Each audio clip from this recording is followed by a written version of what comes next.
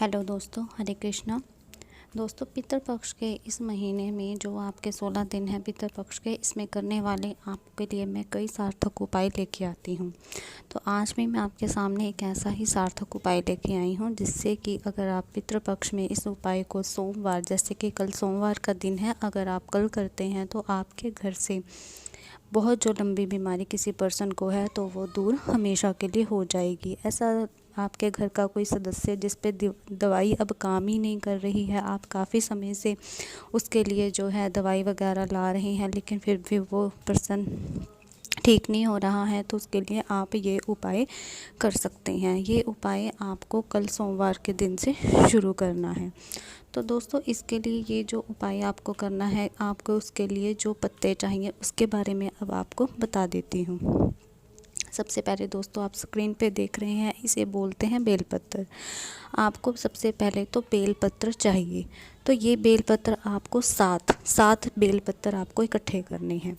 उसके बाद आपको चाहिए नीम के पत्ते। नीम के पत्ते भी आपको 7 इकट्ठे करने हैं। और दोस्तों ध्यान रखिएगा, जो नीम होती है वो भी 2 तरह की होती है, एक तो कड़वी नीम और मीठी नीम। पर आपको कौन से पत्ते इकट्ठे करने हैं? कड़वी नीम के। तो 7 पत्ते आपको बेलपत्र के इकट्ठे कर लेने हैं और 7 पत्ते आपको कड़वी नीम के इकट्ठे कर लेने हैं। मतलब टोटल आपके पास 14 पत्ते हो जाते हैं। अब इन पत्तों को इकट्ठे करके आपको क्या करना है? सबसे पहले तो ये एक बात और ध्यान रखनी है कि ये जो पत्ते हैं कटे फटे नहीं होने चाहिए, साफ़ सुथरे होने चाहिए। अगर इन पे मिट्टी लगी होगी तो इन्हें पानी से पहले साफ़ कर लें। फिर आपने क्या करना है? आपने एक लोटा ले लेना है जिसे कि हम कलश भी बोलते हैं। कोशिश करें अगर ये लोटा और ये कलश तांबे का हो। ये तांबे का कलश लेके आपको इससे जल से भर लेना है और इसको ऊपर तक, इसके मुंह तक भर देना है। जो ध्यान देने वाली बात है, इसमें जो भी आप जल लेंगे कलश में डालने के लिए, जो भी जल आप यूज़ करेंगे वो आपके घर का ही होना चाहिए, वो किसी और के घर का जल नहीं होना चाहिए। जब भी इस लोटे को आप पानी से भर लेंगे, ऊपर तक मुंह तक भर लेना है और इस जल में फिर आपको 7 पत्ते जो कि आपने बेलपत्र के लिए हैं और 7 पत्ते जो आपने कड़वी नीम के लिए हैं, वो सारे 14 पत्ते आपको इस कलश के अंदर डाल देने हैं। याद रखना है दोस्तों, जो कलश है वो आप तांबे का लें। अगर नहीं ले सकते तो फिर आप कोई भी कलश ले सकती हैं। तो उसके बाद आपको क्या करना है? इस पानी से भरे कलश को, और जिसमें पत्ते हैं, आपके घर का सदस्य जो काफ़ी समय से बीमारी से जूझ रहा है, उसके कमरे में आपको ये कलश ले जाना है। आपको जिस जगह पे वो इंसान सोता है या बैठता है, उसके कमरे के अंदर जाके उसके पास ये जो कलश है जिसमें आपने 14 पत्तियां डाल दी हैं, ये कलश उसके पास आपको रख देना है। और ऐसी जगह पे रखें जहाँ पे ये कलश कहीं गिर ना जाए, इसका अपमान ना हो जाए। तो ध्यान ये भी बात का देना है कि पानी इसमें रखा हुआ गिर ना जाए। तो बाद में आपको किसी बर्तन के साथ इस कलश को ढक देना है और आपको ओम नमो भगवते वासुदेवाय नमः का जाप करना है।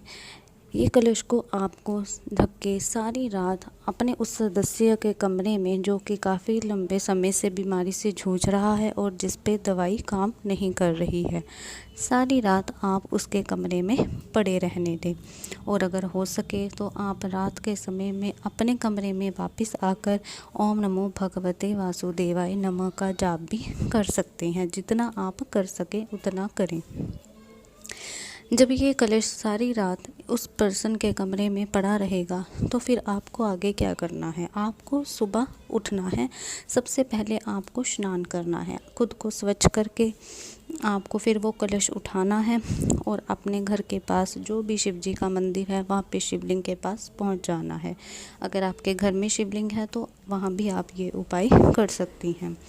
आपको वहाँ पहुँचने के बाद क्या करना है? जो उस तांबे के बर्तन में जो पानी है वो आप शिवलिंग पर चढ़ा देंगी और आप अशोक सुंदरी तक वो पानी बहता हुआ आएगा। जब आप पानी शिवलिंग पर चढ़ाते हैं तो बहते बहते वो नीचे के स्थान अशोक सुंदरी के स्थान तक आता है। तो वहाँ पर नीचे आप एक कटोरी रख देंगी, जैसे कि आप स्क्रीन में देख रही हैं।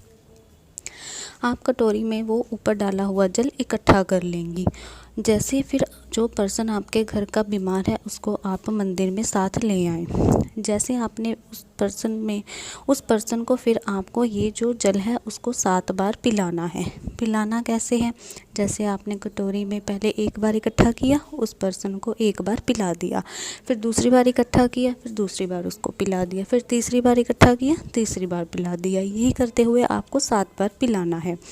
और अगर वो पर्सन कुछ ज़्यादा ही ऐसी मुश्किल बीमारी से जूझ रहा है कि वो आपके साथ मंदिर नहीं आ सकता है, तो फिर आप कटोरी में जल इकट्ठा करके अपने घर ले जाएं और उस व्यक्ति को एक एक घूंट करके 7 बार ये वाला पानी पिला दें। तो इस तरह से आपको ये कलश वाला सारा पानी शिवलिंग पर चढ़ा देना है और अशोक सुंदरी के स्थान पर बहता हुआ जब वो कटोरी में गिरेगा उसको इकट्ठा करते जाना है। अगर वो पर्सन आपके साथ आया है जो बीमार है तो वहीं पर उसको 7 बार करके पिलाते जाना है। एक थोड़ा सा इकट्ठा किया, एक बार पिला दिया, दूसरी बार फिर इकट्ठा किया, पिला दिया, तीसरी बार फिर इकट्ठा किया, पिला दिया। और अगर वो आपके साथ नहीं आ सकता है तो आप कटोरी में जल इकट्ठा करके घर ले जाएं और उस पर्सन को एक एक घूंट करके 7 बार पिला दें। तो दोस्तों, अगर आप पितृपक्ष में ये उपाय अगर आप सोमवार से शुरू करते हैं, जो कि कल का दिन है, तो आपको कल सोमवार से शुरू करके अगले सोमवार तक 11 दिनों का ये उपाय बनता है अगर आप सोमवार को करें। लेकिन सोमवार को ही करना ज़्यादा कारगर होगा, ये ज़्यादा आपको असर दिखाएगा। लेकिन अगर आप सोमवार को नहीं कर पा रही हैं, आप मंगलवार, बुधवार या किसी और दिन से स्टार्ट करती हैं, तो ये उपाय आपको लगातार 15 दिन करना है। याद रखना है कि अगर सोमवार से शुरू करती हैं तो सोमवार से लेकर अगले सोमवार तक 11 दिन के लिए ये उपाय करना है। और अगर सोमवार से शुरू नहीं कर सकती, मानिए आपने मंगलवार से ये उपाय शुरू किया है, तो आपको मंगलवार से लगातार ये उपाय 15 दिन तक करना है। सिर्फ अगर सोमवार को पत्ते का ये उपाय आप शुरू करती हैं तो 11 दिन तक लगातार करना पड़ेगा। वैसे मैं आपको ये सलाह दूंगी कि आप ये उपाय सोमवार से ही शुरू करें, क्योंकि इसका जो असर है वो उसमें ज़्यादा आपको देखने को मिलेगा। सो दोस्तों, अगर आप पितृपक्ष में सोमवार जो आता है, जैसे कि कल आने वाला है, उसमें अगर पत्तों के साथ, बेलपत्र और नीम की पत्ती के साथ ये उपाय करते हैं तो इससे आपके पितृ आपका ये दुख ज़रूर दूर करते हैं और आपके घर में आपके किसी भी सदस्य की जो लंबी बीमारी चल रही है उसका कारण पितृदोष ही होता है कि पितृ आपसे रुष्ट होते हैं। तो इस पितृपक्ष के महीने में आपको आपके पितरों को मनाने का कोई मौका नहीं छोड़ना चाहिए। तो ये अच्छा मौका है कि अगर आपके घर का कोई सदस्य लंबी बीमारी से जूझ रहा है, दवाई से परेशान हो गया है, लेकिन फिर भी कोई असर नहीं दिख रहा, तो ये उपाय आप ज़रूर करें और उसे स्वस्थ करें। इसे कोई मजाक ना समझें, तो ये उपाय हमें ज़रूर करना चाहिए और अपने पितरों का आशीर्वाद प्राप्त करते हुए हमें अपने घर के सदस्यों की सलामती के लिए हमें अपने पूर्वजों को बहुत ही ज़्यादा सत्कार के साथ उनका स्मरण करना चाहिए और उसे इन पितृपक्ष के दिनों में मनाने की, प्रसन्न करने की कोशिश करनी चाहिए।